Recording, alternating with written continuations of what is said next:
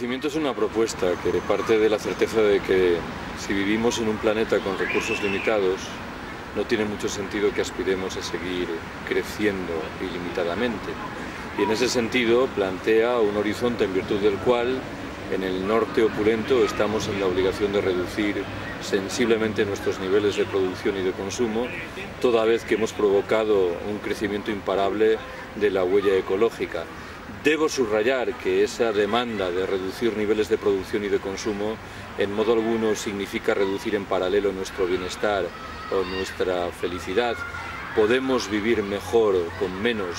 Más aún, tengo la certeza de que el hiperconsumo al que a menudo nos entregamos en las sociedades de la opulencia es antes un indicador de malestar general que una señal de felicidad exultante.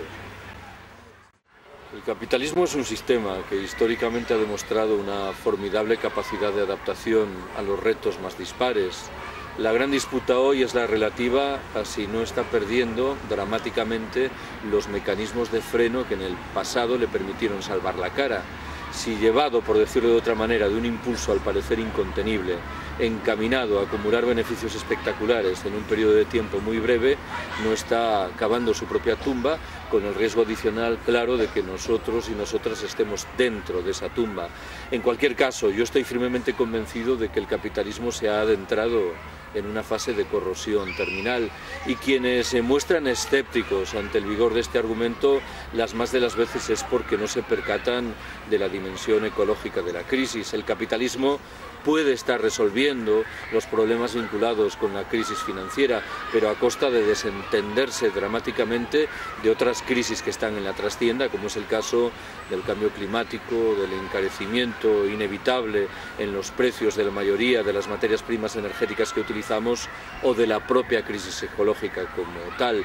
Esa voluntad de desentenderse de todo esto, a mi entender, conduce irrevocablemente a la conclusión de que se ha adentrado en una etapa de crisis terminal. Yo creo que el único propósito en este momento es acumular beneficios en un periodo de tiempo cuanto más breve mejor, y esto implica desentenderse de cualquier perspectiva de futuro. Algo que, claro, explica convincentemente por qué el capitalismo imperante no le presta mayor atención a los problemas ecológicos que son cada vez más acuciantes. Cuando nuestros gobernantes de estas horas se muestran muy orgullosos de las autovías que están construyendo, harían bien en explicarnos quién va a poder utilizar esas autovías dentro de 10 años, cuando el litro de gasolina cueste 4, 6 u 8 euros. Estas son las preguntas que nuestros dirigentes políticos prefieren no responder, imbuidos también de esa lógica cortoplacista que inspira al capitalismo de estas horas. Una de las tareas de cualquier movimiento que trabaje seriamente entre nosotros por la emancipación, por la contestación del orden existente, es la que pasa por restaurar en plenitud los derechos de los habitantes del sur del planeta. No vaya a ser que reconstruyamos nuestros maravillosos estados del bienestar a costa de ratificar la relación de dependencia, el expolio de la riqueza humana y material que padecen los países del sur. Lo digo porque tengo la impresión de que muchas de las medidas que arbitramos legítimamente para hacer frente a la miseria de la crisis financiera olvidan esta dimensión, como olvidan la dimensión de género de lo que está ocurriendo, y olvidan también la dimensión ecológica.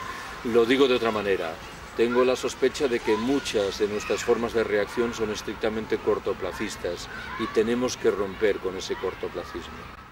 Bueno, yo creo que tenemos la obligación de trabajar al menos en dos sentidos. Plantear todas nuestras propuestas desde una perspectiva de futuro. La mayoría de los grandes problemas que tenemos hoy no lo son de corto plazo, lo son de largo plazo. ¿Qué hacemos, por ejemplo, cuando se agoten las materias primas energéticas que estamos utilizando? Y por el otro, pujar por descomplejizar nuestras sociedades. Si somos cada vez más dependientes, es en buena medida de resultas de la creciente complejidad de nuestras sociedades, algo que nos obliga a relocalizar muchas relaciones, a recuperar el peso de la vida local, que es lo que debe permitir que en paralelo restauremos relaciones marcadas por la perspectiva de la democracia directa y de la autogestión. En el último de sus libros, Ramón Fernández Durán realizaba un pronóstico cronológico muy preciso y se refería a una etapa de 20 años en la cual los signos más alarmantes de la crisis del capitalismo se van a hacer sentir de manera irremediable. Bueno, en los circuitos en los que yo me muevo hay dos perspectivas de actuación frente a esto. La primera, crudamente realista y muy pesimista, dice sin más que no nos queda otro remedio que aguardar que llegue el momento del colapso, porque será la única manera de que la abrumadora mayoría de nuestros conciudadanos se den cuenta de lo que está ocurriendo. La segunda, que es la mía, admito de buen grado que es voluntarista y señala que tenemos con urgencia que trabajar por salir del capitalismo. ¿Qué significa salir del capitalismo? Significa fundamentalmente generar espacios de autonomía en los cuales apliquemos reglas del juego diferentes de las hoy imperantes.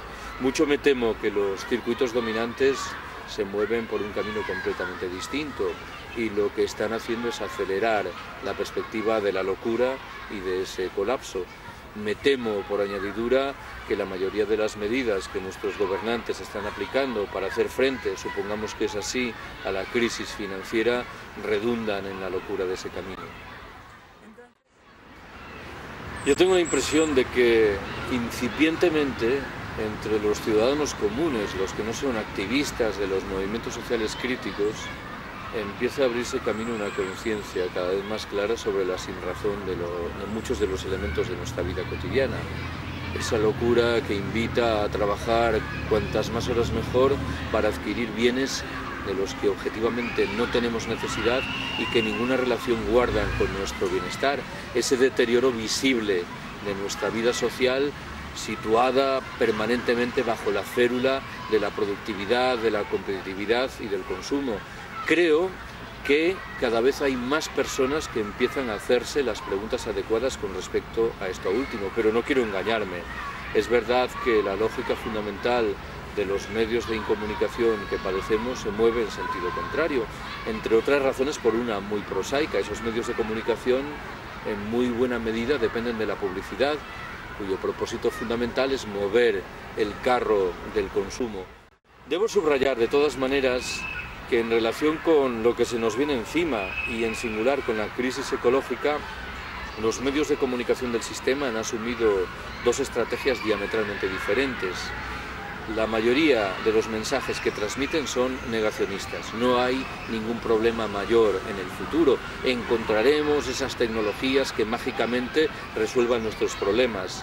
En los últimos tiempos, sin embargo, empieza a manifestarse otra perspectiva que curiosamente se mueve en el horizonte de subrayar la radicalidad de la crisis que se nos viene encima y su sentido de fondo realmente abrasivo y agresivo contra los derechos más elementales.